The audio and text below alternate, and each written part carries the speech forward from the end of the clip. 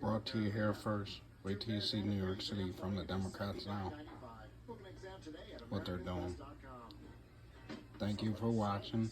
Please subscribe. And thanks to all the new subscribers and patriots. We all gotta stick together in these times. Please hit that like button and tell a friend if you like the channel. The more subscribers, the better. You know, I always pointed at the floor to avoid the commercials. So, it's not that I'm doing it on purpose. You can't comment because YouTube is just like Facebook. They don't want us patriots sticking together. So they block things on the channels.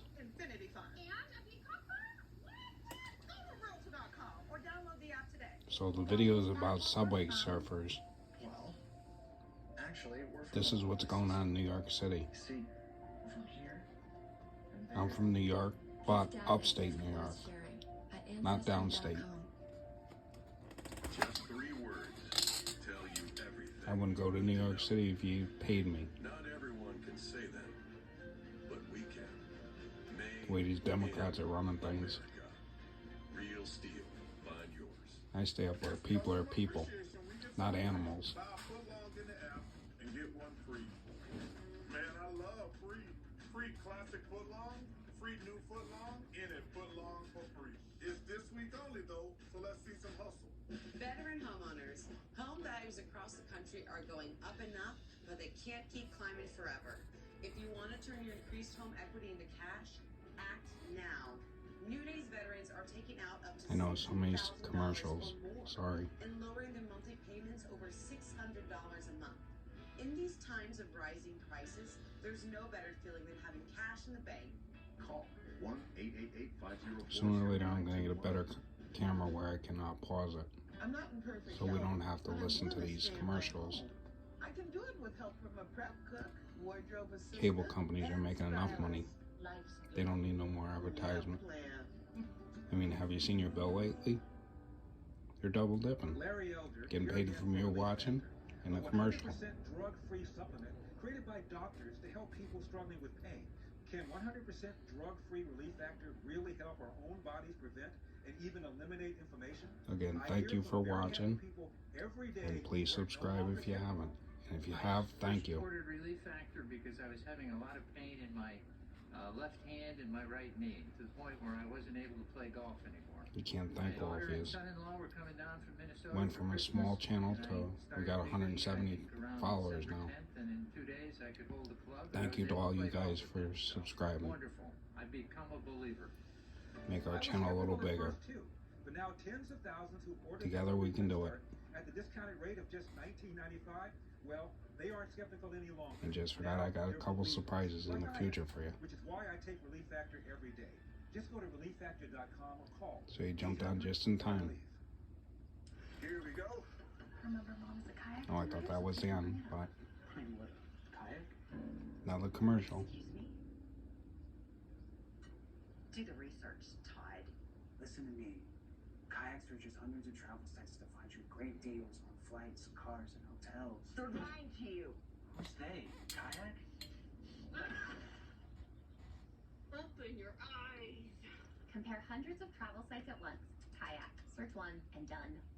Think he's posting about all that ancient Roman coinage? Seizing the moment with Merrill, moving his money into his investment account in real time. Hopefully this will be the last commercial.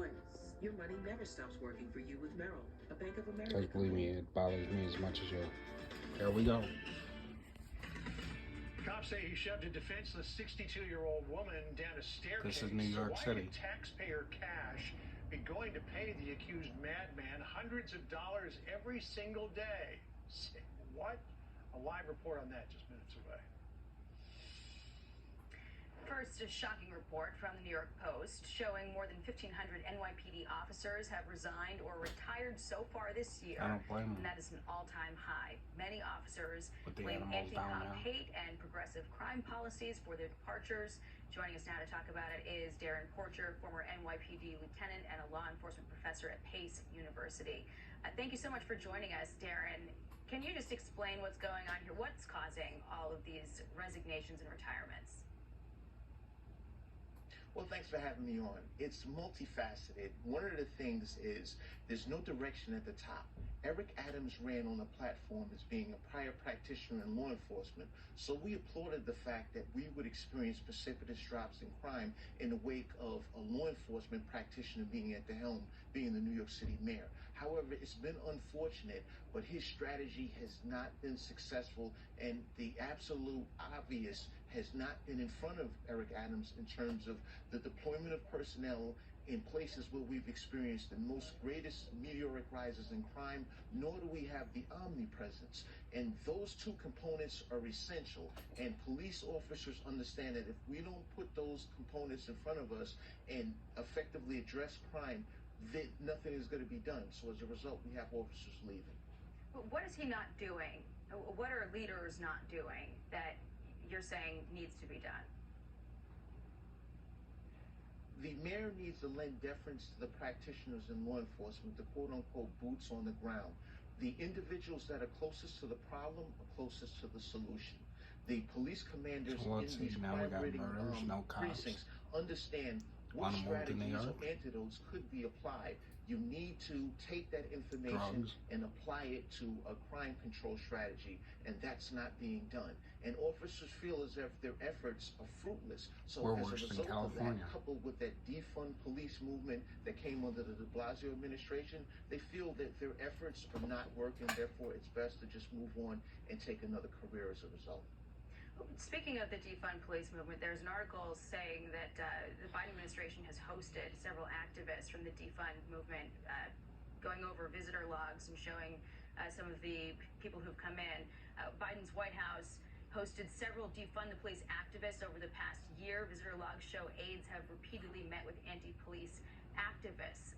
What does that tell police, especially when you hear this president, you hear mainstream Democrats more and more as we get closer to the midterms trying to distance themselves from the defund the police movement and say, look, I was never for this. This is the extreme left of our party. We're all behind you. And then something like this comes out. Well, to Joe Biden's credit, he was incompetent, and we knew that prior to him taking the oath of office as a president.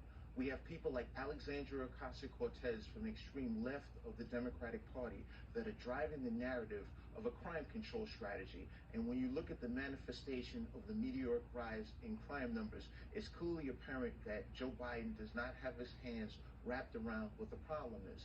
This is just going to continue. It's not just crime. We look at the economy. We look at gas prices. So as a result of Joe Biden's incompetence, this is just a classic example of how his policies are not working as we look through the lens of crime reduction strategies. You bring up a good point when you talk about leadership, and we were just talking in the break about the attempted assassination plot on Justice Brett Kavanaugh. You haven't heard from the president anything talking about law and order on that front. You haven't heard the administration telling protesters to move away from judges' homes. These are laws that he could encourage people to follow, and while still getting their political points across, but you just don't hear it from the White House, and it's probably because of the messaging to the base, as you described to us. Darren Porcher, thank you so much for your time. Appreciate it. Thanks, Pat. John?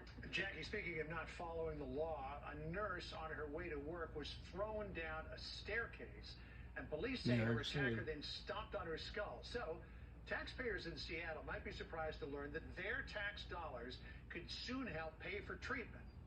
Not for the devastated victim, but for the man who perpetrated the brutal attack. Dan Springer live in Seattle with this bizarre tale. Dan?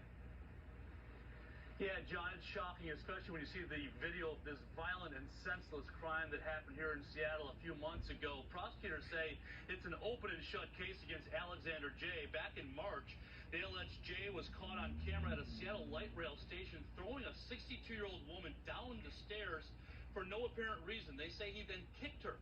All of this after he allegedly stabbed a different woman 10 times at a bus stop. He was charged with first and second-degree assault. But in April, Jay was found to be not competent to stand trial and ordered to spend the next 3 months at the state's secure mental facility to get treatment. The problem is there are no beds available at Western State Hospital and won't be for several more months.